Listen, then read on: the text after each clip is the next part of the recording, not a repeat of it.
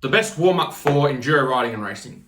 So one of the big problems that I see specifically with enduro is riders not being warmed up and not ready to go when they're racing.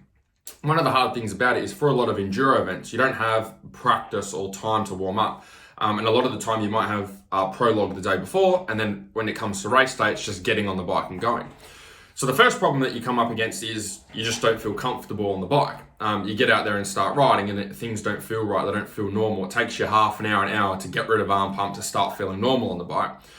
And then while that's happening, it takes your focus off the riding and racing. You're thinking, shit, like why do I feel like this? Why do I feel weird? Why do I feel better in practice than how I'm feeling at the moment when I'm supposed to be racing? And at the end of the day, you're probably racing because you want to perform at your best.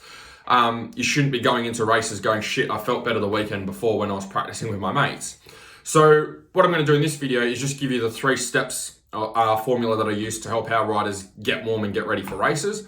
But specifically for enduro, where you don't always have, like a motocross event, you don't always have practice on the day to be able to get yourself ready. So first thing that we need to focus on is, when we're warming up, is just creating general warmth. Okay, so cold muscles are weak muscles. Cold muscles are muscles that are prone to injury. They're not flexible and pliable. They can't get into different positions, which means you increase your chance of getting hurt on the bike, but they also don't contract and relax very well. And what that means is if your muscles can't contract and relax very well, they're just not strong muscles. So you want to try and get the strength out of your muscles by creating some warmth. There's a few ways that you can do this. You could do, like if you're out at the track, you could do a simple workout. You could do like 3 rounds of 10 push-ups, 10 squats, if that's something that's easy for you. If that's something that's very hard for you, then don't do that. But if that's something that's easy, that can create some general warmth. If you've got an exercise bike at the track, you can get on there and tick over 5 or 10 minutes. You could go for a bit of a jog. If you've brought your mountain bike with you to the track, go for a bit of a pedal on your mountain bike.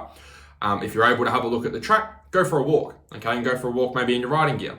Helps you to get a little bit of you don't want to have a full-blown workout, but you want a bit of warmth. So if it's cold and you started off with your jacket on, you want to get to the end of your warm-up and have your jacket off. That's how you know that, okay, my muscles and my body's getting warm now. Second thing that we want to do is we want to create some or improve our mobility and just make sure that we can get into different positions on the bike and undo some of the damage we've done from driving to the track and probably not moving for a little bit. So a few stretches or exercises that you can do, which you can Google and find, things like the couch stretch, okay, which is very good for opening up your hips. Also glute bridges are another good one. They're a funny looking exercise, but they're great for getting your ass working, which tends to turn off when you're sitting in the car for long periods of time. And third thing I would say is just any overhead work. You could get a dowel or a stick and just do some rotations with your shoulders, with your upper body. Otherwise, you can just do some windmills with your arms as well.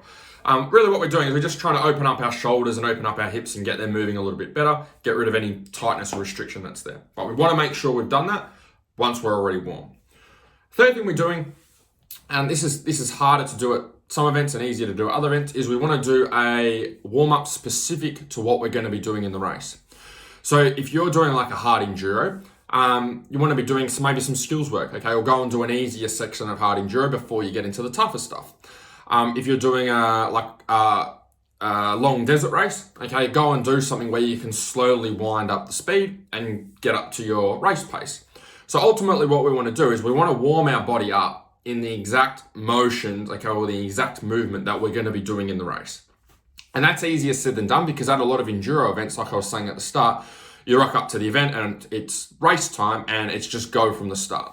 So if you're not able to do something specific on the bike, you can even get on your bike on the stand and replicate getting into certain positions. Otherwise, you really want to be nailing those first 2.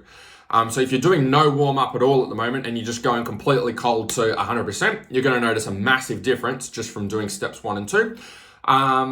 On practice days, it's easier to implement step 3, which is just to slowly wind up your speed, slowly wind up your intensity over a 5 or 10 minute period. So if there's a way that you can do that on race day, awesome.